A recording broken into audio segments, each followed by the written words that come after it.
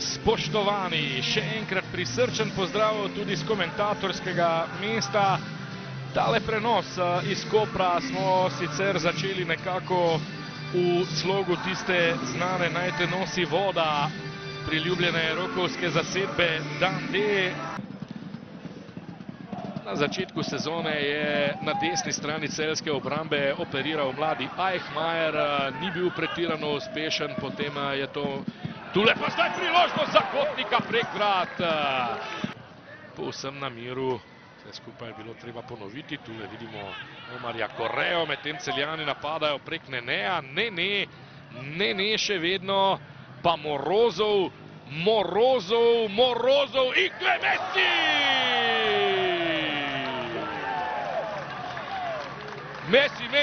Messi, gol številka 3 v tej sezoni za 21-letnega Nigerica. Celjani od 29. minute v Kopru vodijo z 1-0 oziroma z 0-1.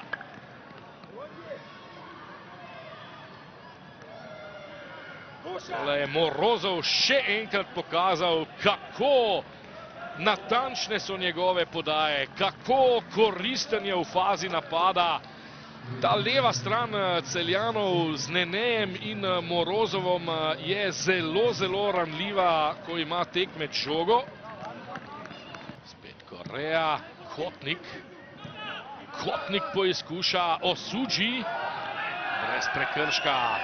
Morozov na Neneja, ne, Ikve Messi najbrž v ofsajdu tule. Ne, vrata so prazna, žoga v mreži. Zastavica, mislim, da je ostala ob nogi, bomo zdaj videli. Krasna akcija Neneja Gbambla in Charlija Ikve Messija. Tokrat Ikve Messi v vlogi podajalca, toda tule bomo morali še počakati. Če ni šlo, mora biti za ofsajd.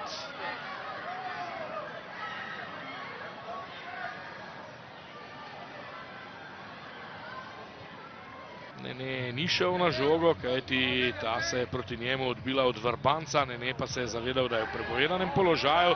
Tule proti napad Kopra, Kotnik, dobra podaja Jaša Ragiću. Jaša Ragić ima prazna vrata, preigral je Rozmana. Jaša Ragić in šporn potem, ko Jaša Ragić vendarle ni najbolje reagiral. Povsem kontrolirajo potek tega dvoboja. Tule je zdaj priložnost za Janičiča. Golubović odbija v kot.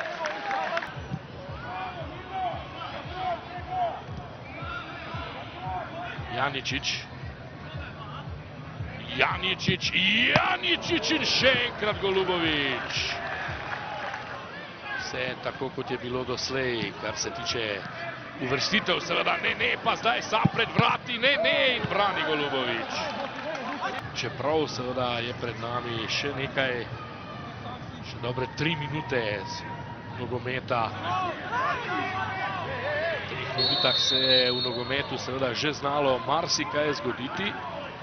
Rumeni karton zdaj Bajde in Šipovac, če vidim prav. Rdeči karton Ivan Božič, rdeči karton, ne Bajde, ampak Ivan Božič. Imel je seveda že rumeni karton odprej, tole je bil zanj drugi. Tudi brez Božiča ostajajo Celjani za naslednjo tekmo.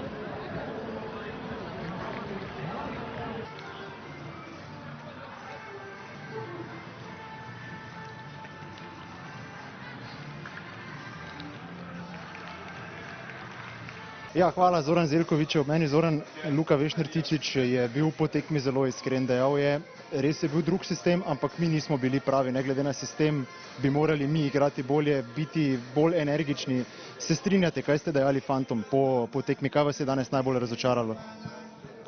Jaz sem jim sigurno pomagal pač za spremembo sistema, ker se pač ni izkazal kot najboljši, tako da ja, moram prevzeti odgovornost, ampak verjamete mi, tako kot je Luka vedel, fanti se zavedajo, da je na koncu igra 10 na 10 in če si daleč od igralca, če nisi odločen, kar smo bili danes v tem elementu, se pravi katastrofalni, pa to zgleda tako, kot je izgledalo. Več kot zaslužena zmaga Celja, pač se bomo mogli čim prej sestaviti in iti naprej. Ja, ravno to je poudaril Luka, da je razočaran nad tem, kako je on sam in pa tudi soigralci, kako so stali. Koliko vam morda vseeno to da optimizma, da se igralci zavedajo tega, da danes to ni bilo v redu? Če se zavedaš, potem si pripravljen tudi verjetno kaj spremeniti. To je nek prvi korak. Čaka nas veliko dela, tako kot sem rekel, nismo se najbolj odzvali, treba si priznati, da je bilo Celje v vseh elementih danes boljše in še enkrat jim čestitam za zmago. Kaj pa zdaj na vas v naslednjih tednih, kaj boste naredili, najverjetneje tudi razmišljali o tem, da bi šli na tisti stari sistem, kaj je tudi s Kotnikom, ko smo videli, da je imel obloženo z ledom mečno mišico, ne gre za težjo poškodbo ali vseeno? Ja, upam, da ni nič resnega, mislim, da gre vseeno za lažjo poškodbo. Ja, pač mogli bomo se malo organizirati, jaz verjamem, da lahko še kakšnega igralca pripeljemo, mislim, da vseeno imamo dovolj širok kader, ampak kvalitete nam še malo manjka, tako da bomo probali vse narediti, da se še malo okrepimo in da še bolje delamo. Prvenstvo je zelo dolgo, mi pač ne bomo odnehali, vemo, kaj je naš cilj in s tem bomo strmeli. Darjan Roman, čestitke za zmago. V studiu ugotavljajo, da je to najboljša odigrana tekma Celja в tej sezoni. Se strinjate с тем? В студию там передачи сказала, что самая лучшая игра Целя на этом сезоне. Если не согласны с этим, но если ты не согласен. Ну да, наверное, согласны, хотя я считаю, что хорошая игра и в Мариборе была. Ясно, что мы не можем быстро выстроить футбол, но мы пытаемся к этому двигаться. Ja, verjetno se strinjam s temi, smo pa tudi kakšno izmed prejšnjih tekem odigrali dobro, naprimer v Mariboru in se probamo približati temu, kar smo danes igrali, pa da bo v prihodnje še boljše.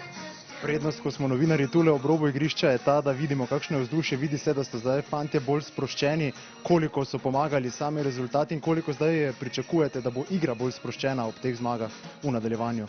Видно, уже перед игрой было видно, что у нас настроение хорошее, что пацаны типа расслабились, и насколько этот счет будет повлиять на дальше.